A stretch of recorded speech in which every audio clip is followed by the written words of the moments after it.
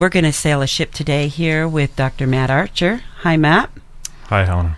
Yeah, so stay tuned. This is Parents Connect, and I'm your host, Helena. And for underwriting this hour of programming, we want to thank the Sacramento Natural Foods Co-op. They are supporting one farm at a time, and this is a program that's promoting the future of family farms via awareness and campaigns and investment opportunities that foster sustainable local food production. And you can find out about this and get more information at sacfoodcoop.com. So we are very, very excited to have you today, Matt, because you have such a wealth of information, and it's going to be a highly educational hour for us. So you might want to get your pen and paper to take down a few notes, because there's a lot of really incredible information about our health and food and things we can do for our children. So always to start Parents Connect, I take a moment to bring in the energy of the Hopi prophecy. So, Matt, let's do that together. And as we do this, we're thinking of all of the children. And I dedicate my program oftentimes to the children of the world. And we're particularly thinking of teachers and students and those children who are in the Middle East dealing with what our tax dollars buy in regards to their health. We're thinking of the children of the world as we take a moment and hold the energy of the Hopi prophecy. You have been telling the world, the people, that this is the 11th hour. Now you must go back and tell the people this is the hour. And there are things to be considered. Where are you living? What are you doing? What are your relationships? Are you in right relation? Where is your water? Where is your food? Know your garden. It is time to speak your truth. Create your community. Be good to each other. Do not look outside of yourself for the leader. And the Hopi, she clasped her hands together, and she smiled, and she said, "This could be a good time. There is a river flowing now very fast. It is so great and swift that there are those who will be afraid. They will try to hold on to the shore. They will feel that they are being torn apart and will suffer greatly. Know that the river has its destination. And the elders, they will say to us that we must let go of the shore, push off into the middle of the river, keep our eyes open and our head above the water. And we all say, see who is there with us, and let us celebrate at this time in history. We are to take nothing personally, least of all ourselves. For the moment we do, our spiritual growth and our journey comes to a halt. The time of the lone wolf is over, so let us gather ourselves, banish the word struggle from our attitude and our vocabulary. All that we do now must be done in the sacred manner and in great celebration, for we are the ones that we have been waiting for." So, Dr. Matt Archer is here with us today, and he's been practicing for about 10 years locally, and his work builds on the system of applied kinesiology. Matt's lived in Nevada City most of his life, and he's here living with his wife Megan and his two lovely daughters, one to turn 1 and another just turning 5. And Matt Archer, after graduating from Nevada Union, had spent many years in different colleges and traveling and skiing and kayaking and doing various spiritual pursuits until it really hit him that it was time for him to be a doctor and to help people. And Matt Archer, you've been doing that here with us locally and also doing Native American ceremonies. So we welcome you today to, tell us what it is that you've been doing and educate us a bit today. Thanks so much, Helena. It's really an honor to be here, and thanks so much for this opportunity. So I'm a doctor of chiropractic, and that describes a small portion of what I do at my office here in Nevada City. The foundation of my work is a recognition that food truly is medicine, and that unrecognized reactions to foods is the biggest blind spot in alternative and mainstream healthcare. once you can see that and can accurately identify and remove the problematic foods from the diet, healthcare becomes simple and effective.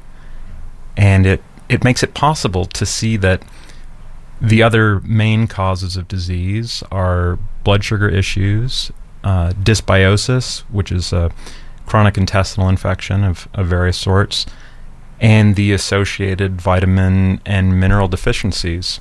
So just a moment back to this idea that food is medicine. I'm feeling, are there things that we can do as a family and as reminders to each other as we sit down, as we prepare our food, so that we are remembering that we're nurturing our organs? We have a cultural attitude about food being for pleasure. Can it be both? Yeah, sure. I mean, I think the time, aside from the particulars about all the things that we eat, which is what I, mostly focus on in my practice, but the time that we spend to acknowledge the gift that our food is and the importance that it plays in our health, and to be grateful to the people and the animals and the plants and everyone involved in getting that food to our table, I think it really makes a difference, And it does change our attitude, because when we eat foods that make us feel sick, and we're saying at the same time, but I don't want to give that up, you start realizing that the benefit of giving up foods that you react to far surpasses the taste of the food you're giving up. Yeah. Have you found that people respond that way? I mean, as I talk to people about some of the things I'm doing with my diet, they go, well, how can you not eat wheat, soy, dairy, and corn? Pretty easy, right? Well, just, what it takes is being able to show people something that makes a clear enough difference that it hits them as just completely obvious. And it's like, yeah, sure. I personally, I avoid dairy and gluten. And when I do that, I feel better. A lot of different parts of my body work better when I avoid those foods. And so, yeah, occasionally I eat those foods too, but if I've got any symptoms, if I've got any issues going on and I want those things to resolve, I know that avoiding those foods keeps me stronger, keeps me feeling better. And when people come in and at first they're like, oh, I could never take that food out of my diet, and I just say, just try it. Just run it like an experiment. Don't take it on as forever.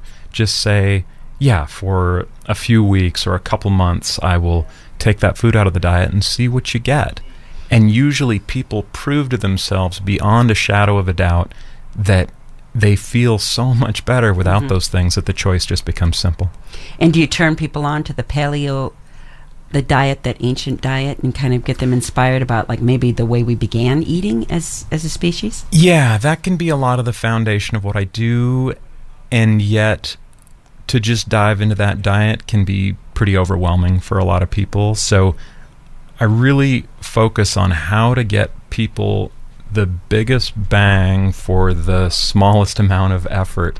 So, if we can zero in on, look, I can show you a piece of how dairy products are particularly affecting your health issues, right, or gluten or corn or soy or whatever it happens to be, then that gives a person something to focus on. Right. And then they can see the results of that. And then once people start being able to actually make those connections that, whoa, no kidding, the food really does impact how I feel, then people start opening up to a whole new way of looking at food and possibility of trying further dietary changes. So I start gently with people. Right. So what are the issues that you address with this work? What kinds of things are people coming to you with, or can your work affect? It's really the full spectrum of health issues. Things like low back pain, arthritis, high blood pressure, migraine headaches, autoimmune conditions, down to stomach aches, ear infections, and bad shoulders. The list really can just go on and on. We work effectively with almost all health conditions because we can get at the cause of inflammation. Almost all disease is either caused by or made worse from inflammation. For example, my patients with Lyme disease usually get to a place where they're symptom-free. Lyme seems to be a condition of dysbiosis, bacterial intestinal infection, which makes people hypersensitive to common food allergens. If you can identify and treat those issues, inflammation and arthritis goes away and energy comes back. But many simple conditions like shoulder pain or plantar fasciitis have essentially the same causes. And do you work with issues with children's health? Do they also deal with inflammation and intestinal infections? Yeah, working with children is especially gratifying because they respond especially quickly with less complicating factors, less history of the chronic effects of diet, of chemicals, of the various physiological stresses. So belly aches, eczema, unexplained rashes, allergies, and ear infections, we can usually resolve in 4 visits or less. Wow. And how do you get the insights into what really is going on with those that you're treating and working with? Well, how we get these results is with what I think can honestly be described as a major breakthrough with manual muscle testing. My work is based in a technique called applied kinesiology, but what I've developed is a way to make that approach more clear and reproducible. Applied kinesiology in itself is a great technique, but it often isn't reproducible and doesn't get to the real... By that you mean reproducible, you can't always count on it, or... Meaning that, when studies are done trying to prove the effectiveness of muscle testing, some of the studies show a great result and clearly show that, you can identify things and address issues. And other studies show, don't show that and don't really support it. So my body tells you, I don't like soy, or I don't like... Well, sort of. Muscle testing can end up being as simple as once you've established a clear foundation for testing, it can become as simple as seeing what a muscle looks like when it's strong, so actually pushing on an arm or a leg in a particular position that isolates a particular muscle. And then there's certain points that a person should weaken to, ideally. Everyone will weaken to once you establish a clear foundation.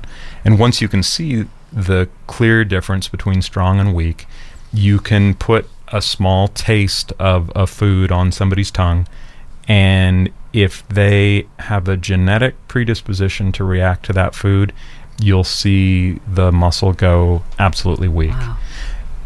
But, I should clarify that, lots of people do muscle testing in a lot of different ways, and it can look like magic. It can be often oversimplified, and a lot of what's done, a lot of what you see with muscle testing is either kind of forced, or it can be used for intuitive techniques, and that's good if you really have an effective intuitive, but I think that's pretty rare. And so to have a system that is actually teachable, reproducible, gives consistent results, doesn't depend on whether I'm having an on or off day spiritually or emotionally, or whether the person on the table is thinking negative thoughts, or all those kinds of things that can interfere when you're doing intuitive type work. I totally recognize and value, and I think intuitive work is an awesome field. But that's not what muscle testing is. It's just not what this kind of testing is. It's where I think it's how muscle testing is often used, but that's what I'm trying to steer clear of, just to be able to have things be clear and reproducible and get to a consistent truth about what really makes people sick. Right. So you can see weakness when someone is reacting to a food. Wow. That's it. That's how it works. Yeah, and it can be deceptively simple because what we're doing is getting immediate feedback through neurology about how things affect the body or what's going on inside of the body. So it means we can see the cause and solution for most health issues. And, if I was in people out there listening, if I was in their shoes, I'm a skeptical person, so I probably wouldn't have accepted this just upon hearing it in the past. And honestly, I kind of set out to prove this work wrong when I started doing it. Wow. Which, of course, you can't really prove anything wrong, but I approach it with that kind of skepticism. And I had to see a lot of very sick people get very well, and there's a lot of different ways that we, can kind of cross-check and cross-reference things, and the kind of surprises of people's symptoms clearing up and then symptoms return, and we're left wondering why, and then we look back at what they've eaten for the last day, and then, oh yeah, there was that small amount of dairy product or that small amount of corn or whatever the food was that triggered the issue. So you've seen people get well, and do they usually come to you already diagnosed with the Lyme's or the problem, or do you actually use some of this to diagnose what a person's problems are? Right. So I can't claim to diagnose with any of this. The research just isn't there to support that this system can be used for diagnosing, because muscle testing hasn't been standardized enough to create strong enough studies to prove its ability to diagnose. I'm quite certain that what I'm presenting and will share in greater detail in the future is the missing link that could take muscle testing to that level. But for now, I limit my diagnoses to those which are available to chiropractors, and I work within insurance protocols and use accepted means to diagnose. So what information can you get? You can figure out what people react to as far as foods and what other and where their minerals and vitamins are. What kinds of things can you tell someone that comes? Yes, we can test for negative reactions to foods, and especially the common allergens, corn, dairy, soy, and gluten. We can test for vitamin and mineral deficiencies and what food-based supplements will address those. We can test for acute viral infection or chronic intestinal infections like bacteria, yeast, or parasites like Giardia. And how many people have those kinds of infections, do you think, Matt? I think it's way more common than is typically realized. There's some things. There's a mineral deficiency. Zinc deficiency will often causes weak stomach acid in most of the population, and so it's really easy to eat something that wasn't perfectly pure, had some bacteria or something in it, or drink water with Giardia in it, and to have that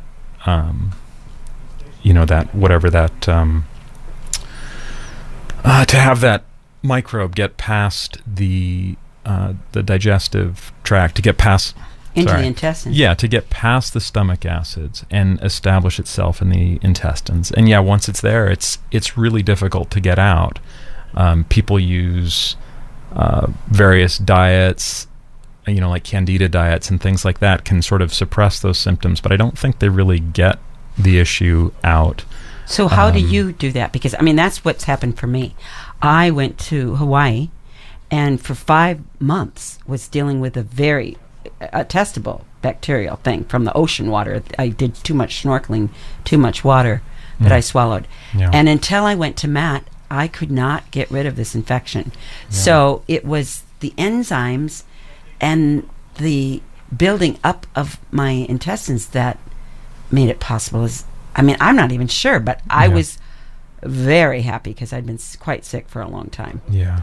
So many digestive issues are this combination of dysbiosis, which just means some sort of intestinal infection, combined with reactions to foods. Because the foods are, most of us react to some or one or all of those foods, corn, dairy, soy, or gluten.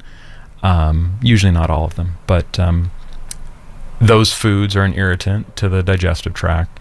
And then when you throw an intestinal infection in on top of that, things can get complicated, can get confusing, and can really give significant, or very dangerous symptoms sometimes. Just depending on the level that you're involved with. It can be barely noticeable and weak immune system to, advanced colitis and all sorts of things like that. So,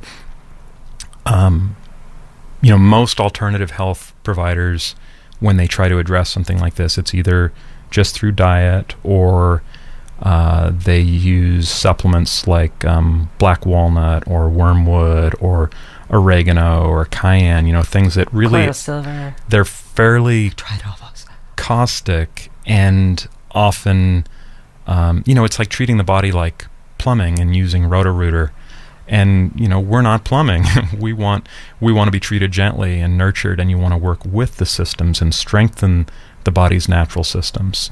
So the system that we use are some particular digestive enzymes that are intended for this purpose, that we have people take on an empty stomach for 3 weeks. And it's kind of a challenging protocol, but you're not sick any longer. Yeah, and we've seen it to be successful with clearly laboratory established Giardia, things that people brought back from the tropics, things that people have been dealing with for 30 or 40 years. Sometimes people get Giardia when they're a kid, they swallow some water that they shouldn't have swallowed. And Giardia can be anything from a totally, you can just be like a carrier for it, where you exhibit no symptoms of it or no symptoms that you've ever been able to connect to it, all the way to the severe symptoms of, intestinal distress and those kinds of things. But, it's often somewhere in between, and people have never been able to make the connection and never have been able to... Well, they've never felt very well. Well, there's so that's the exciting thing. Yeah. So you're listening to Parents Connect here with Dr. Matt Archer, and this is KVMR FM in Nevada City. And Dr. Archer has an office right here on Zion Street. The phone number there is 265-3095, and also a website, archerchiropractic.com. And there's a 7-minute video that demonstrates muscle testing. And Dr. Archer, you are offering 20-minute free consultation to people. So even if you're not needing this, tell your friends. Archer Chiropractic, 265-3095. And again, archerchiropractic.com in order to go to that website. And we are going to continue our discussion and get into more of some examples of some people that have benefited from your work, Dr. Archer. And for just this moment, we're going to listen to Kids, a sweet song, and we'll be right back with you. KVMR FM in Nevada City.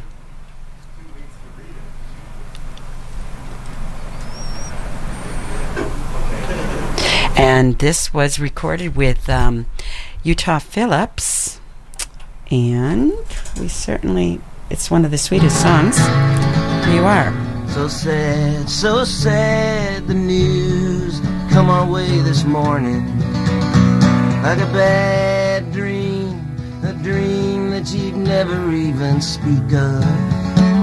In a school where we send our precious children. The one place of innocence the world might ever let them know. And barely aware of the odds against existence in the first place. Of love and fertility, of risk of a baby being born. And of clothes and food and fear and maybe relocation. Of sickness, recovery, of music lessons, painting the garage. and lingering over eggs and thoughts and sleepy conversations, and plans for the weekend, and one last pause to pet the dog, and a glance at the clock, and the grabbing of the sandwich and the notebook, confident of nothing but the unbroken days they've been granted. But comes a child so full of anger and hatred, barely aware of the genesis coursing through his veins. With a gun, deaf and blind deliverer of madness, skilled beyond his own unformulated brain, and with his hand in a fist. So, Matt, thank you so much for taking the time today to educate us about food and health and food as medicine. And I'm sure a lot of people are wondering, if we take you up on this 20-minute consultation, a free consultation, what would that involve? Well, that's something that I just always offer because, we're doing something it's fairly hard to explain. It's kind of hard to believe until you see it.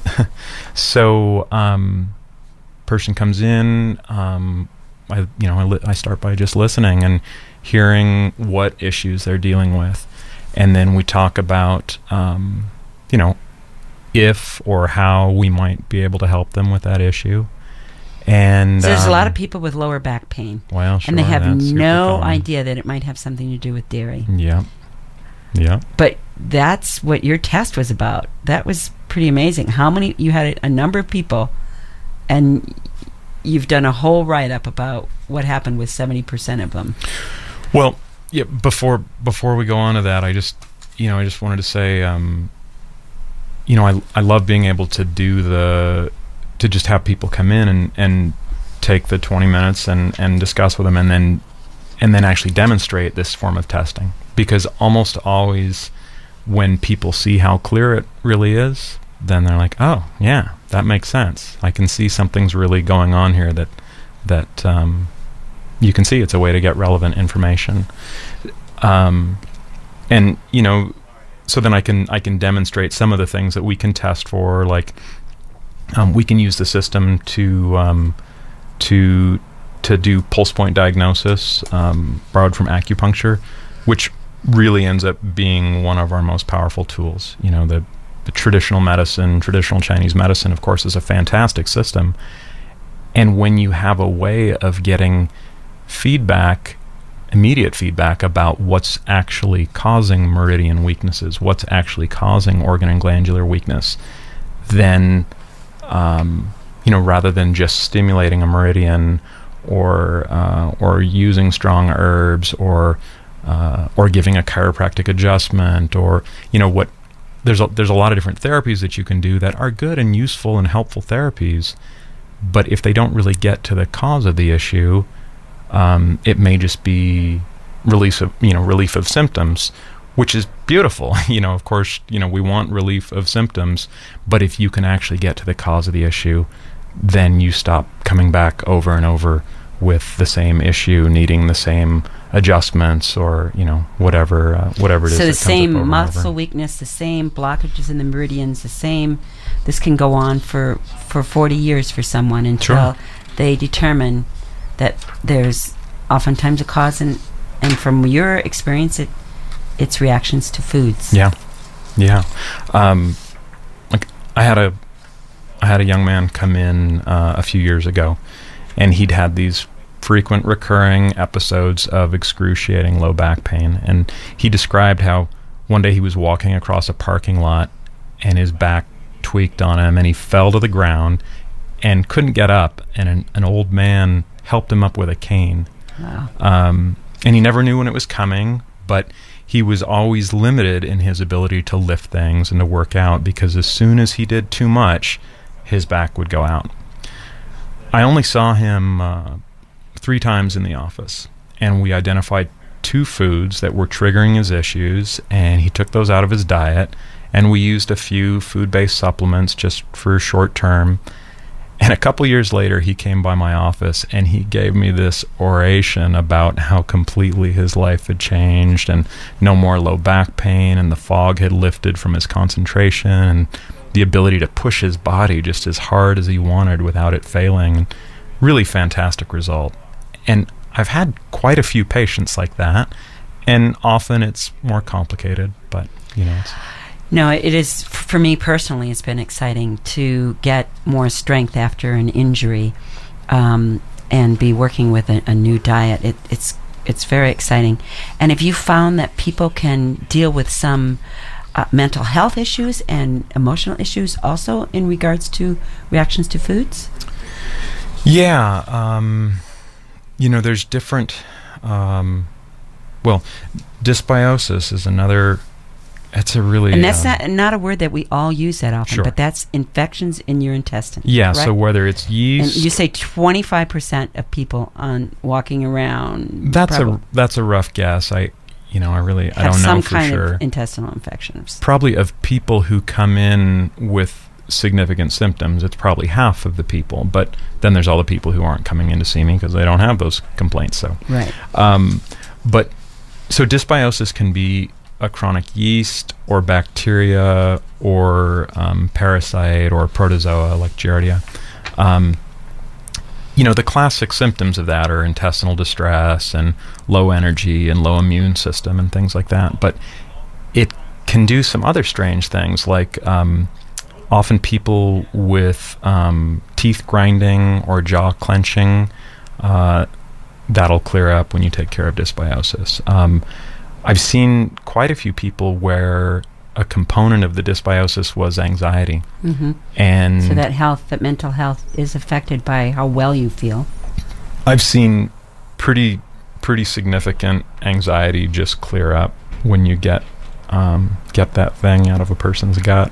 It's really, it's amazing. It's surprising. And then also chronic or recurring lung infections, like if somebody's had pneumonia and there's not a real good reason, which there kind of never is a real good reason why anybody should have pneumonia, but it's, Chinese medicine shows this connection between the lungs and the large intestine, mm-hmm. and sometimes these kind of connections seem, they're kind of subtle, or, how much of a difference does it really make, but this one is like really obvious. It's like people come in and they went to India 5 years ago, and ever since then they've got these recurring bronchitis or sometimes pneumonia or whatever it is. And is asthma also connected with the digestion? Yeah, and asthma, is more of an inflammatory issue, so often the foods, reactions to common foods is a bigger piece of asthma, but often it's a combination new, but all of a sudden it's becoming very important because people want to feel well.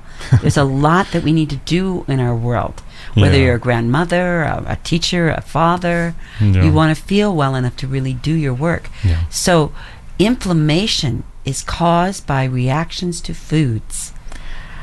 We get arthritis.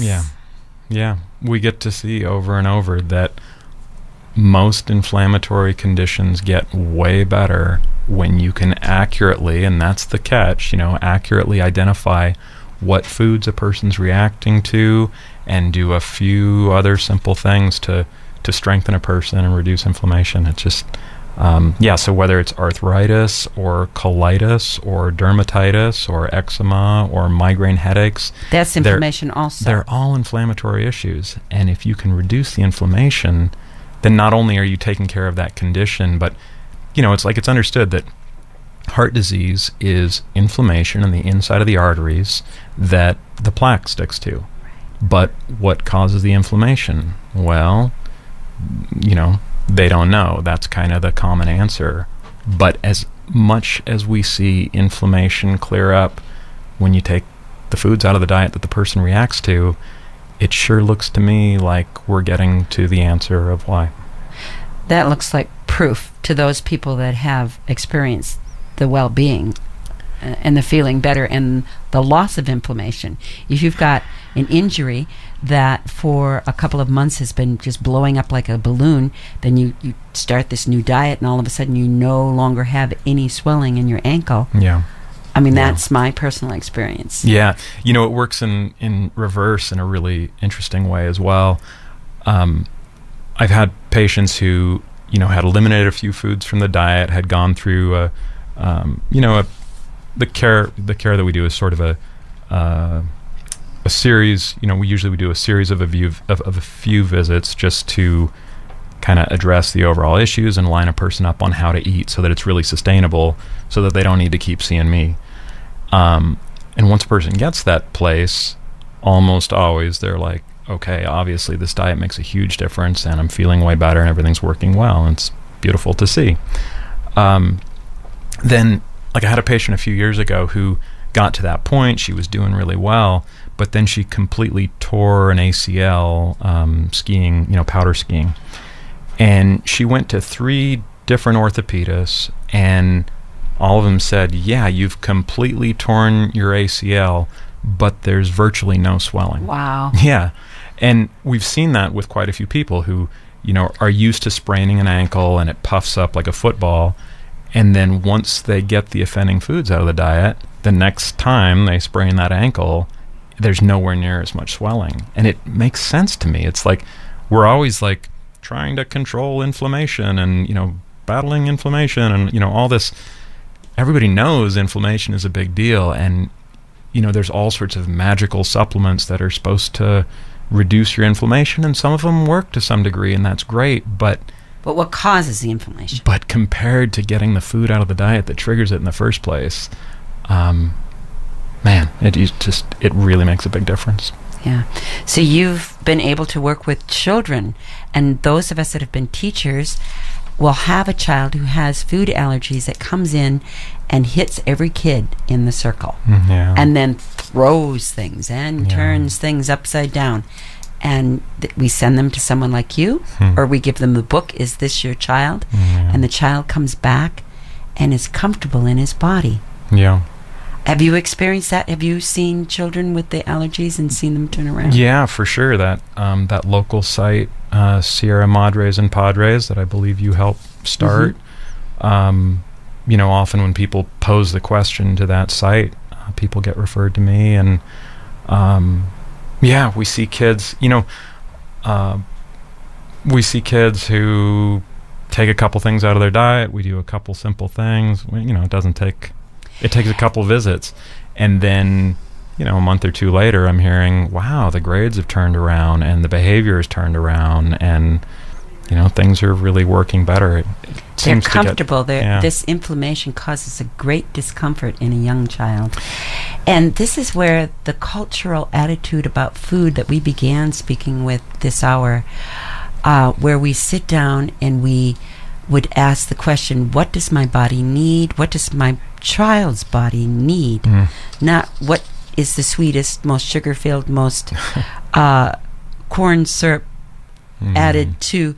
You know, people are really beginning to realize that in order to get through life these days, we have got to be strong and healthy. And our children need our guidance in that. And I oftentimes run across a parent that feels they're imposing something on their child by helping them figure out what to eat.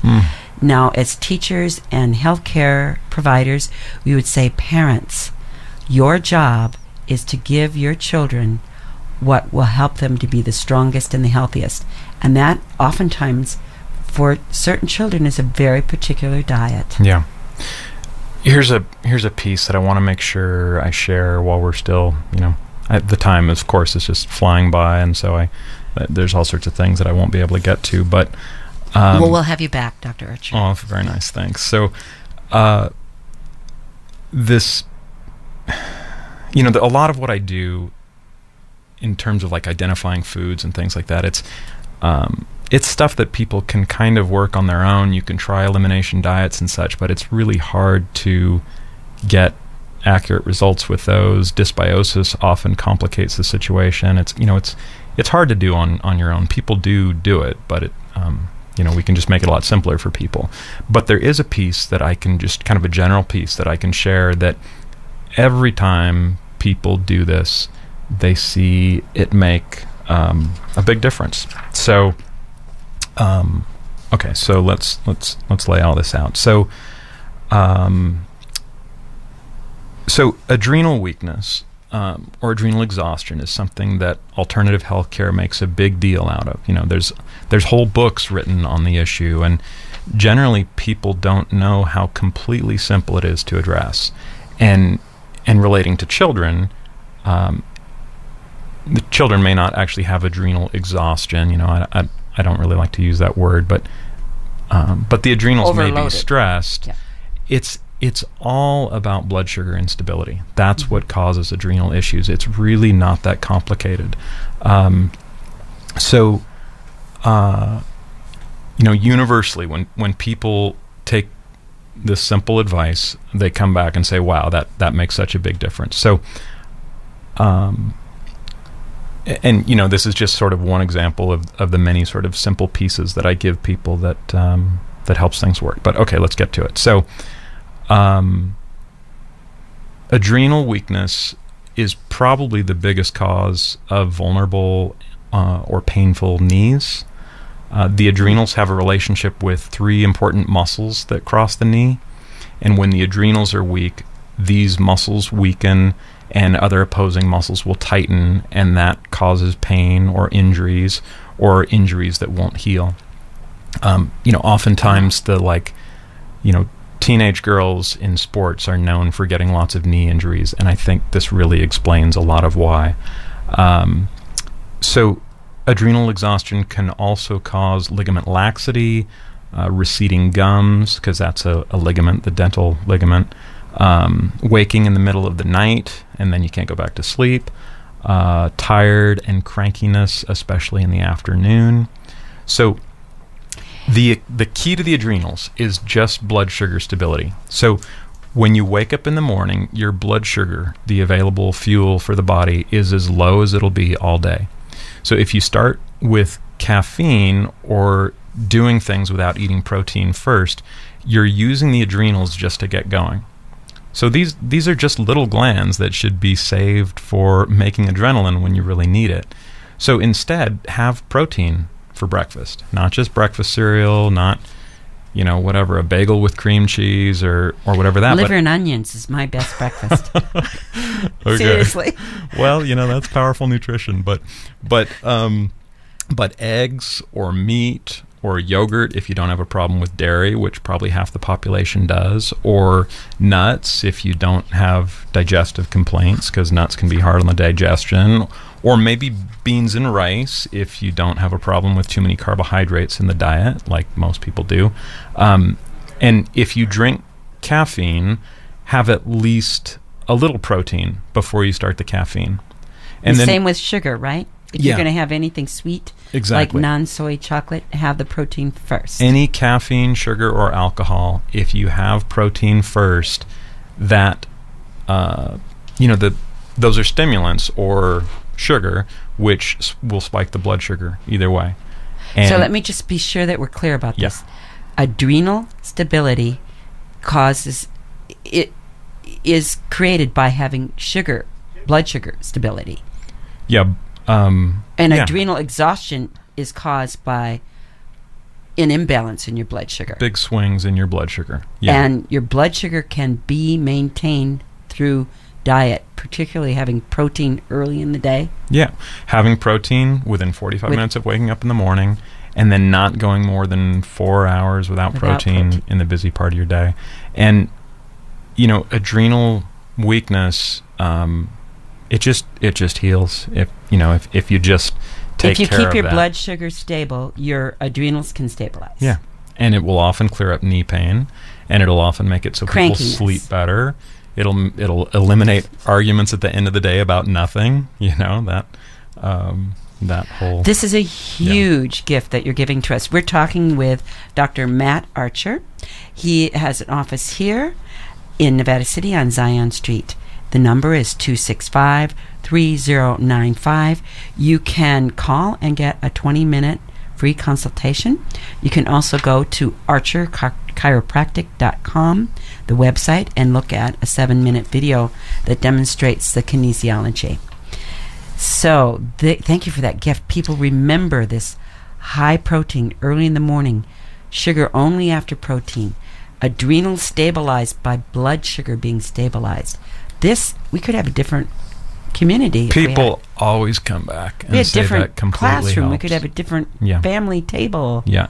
If everyone did this, I mean, the reduction in the use of antidepressants, knee surgeries, arthritis meds, sleeping pills, heartburn meds, and hormone prescriptions would significantly lower our gross domestic product. I mean, it's that big a deal, but of course, who's ever going to pay for the ad campaign? You know, well, we're making an ad right here. Okay, very good. You know, another topic that I want to make sure that we get to, because it's just so important, is hormonal issues. Yes. And you know, I love it when people come in with hormonal complaints, because it's one of the clearest conditions we work with, and it's so obvious when it gets better. So whether it's women with difficult periods or menopause, or men with prostate issues or low libido, we get great results. And it's not about adding more hormones. It's about getting things out of the way that are causing the imbalances. So congested liver or gallbladder, low thyroid, adrenals, pituitary, or sometimes pancreas, and showing the foods, digestive issues, or deficiencies that are causing these issues. So do those glands actually get worn out or overworked, or? Yeah, I would just say overworked. You know, people toss around the word exhaustion in kind of a heavy-handed manner. So right. Yeah, just overworked. And often, you know, some of those glands are responding to specific food reactions that affect the glands. Some of them are more about overall, you know, broader dietary changes, but there's usually pretty simple solutions. You know, and just the symptoms, you know, bad periods or menopause or whatever it is, those issues are unpleasant enough as they are, as I understand, and yet they set people up for worse issues in the future. So what are the solutions to the hormonal imbalances? Well, let's see. Let me finish this thought for a second. So, you know, what's scary is that the medical profession hasn't really learned from the mistakes of the past. You know, when there was finally a long-term study that was done on hormone replacement therapy, we saw that really hundreds of thousands of women had been killed from the side effects of that hormone replacement therapy. By causing cancer. Yeah. So now the movement is for so-called bioidentical hormones, which, because of their supposed custom tailoring, you know, really it'll be pretty impossible to do a long-term study on the side effects of these. So, you know, we already know that our own hormones, when they're out of balance, are dangerous and cause cancer. And then the idea is to add more hormones on top of that. I mean, I think it's crazy. You know, there's a system out of balance, and then you add more hormone on top of that. You know, there's big waiting list, expensive practices where people show up for hundreds of dollars of tests only to be given dangerous chemicals which sometimes help their symptoms without addressing the cause. So we can help people to get way better results at a fraction of the cost without the danger of the side effects. I mean, the side effects of my care are better digestion, reduced arthritis, reduced allergies or blood pressure or cholesterol, decreased inflammation throughout the body, and all that translates into a reduced risk of heart attack, stroke, and cancer. Sounds good. And I know that, you know, alternative medicine has a long history of making fantastic claims, but we consistently see that hormones, digestion, and allergies normalize quickly through the steps that we take. And, you know, if it was legal for me to offer money-back guarantees, I probably would. Well, in days past, the Chinese did not get paid unless their patients got well, yeah, correct? Yeah, smart policy.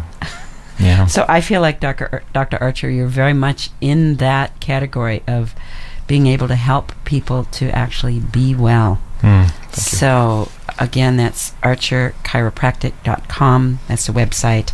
And a 20-minute free consultation. Call the office, 265-3095. So, Dr. Archer, you have like 3 or 4 more minutes. Oh, my goodness. And Where does the time go? Yeah. And then we have Michael Stone, and he will be on with the conversations. But before that, there will be the community calendar. And you will hear from me and Parents Connect and Helena in another couple weeks. So, what your advice for families getting together during the holidays, for families wanting to feel their very best, themselves, their loved ones, take on food as medicine, and come and see Dr. Archer. Yeah, I mean, obviously I can't see everybody in the office, and so people are sort of on their own to make their own good choices. But dairy and gluten, probably half the population reacts to those foods. And corn and soy is... And is that because of the GMO aspect of things, or is it just that I think that we are? I think that makes it worse. I think that makes it worse. But you can trace these. When I work on multiple generations, you can trace the issues running back into the family. Why varicose veins runs in the family, or why arthritis runs in the family. It's connected to the foods. You absolutely get to see it. So yeah, GMOs makes it worse, but this epidemic has been unfolding for a long time, and it's why cancer rates are so alarmingly high. I know it's tied in with the foods. I mean, you just get to see it because of all the things, like when hormones normalize, when somebody's periods switch from 1 month to the next, and all of a sudden everything's working, and the cramps are gone, and the bad moods, and the tenderness for most of the month. Has their diet affected that? Yeah, we get to see it.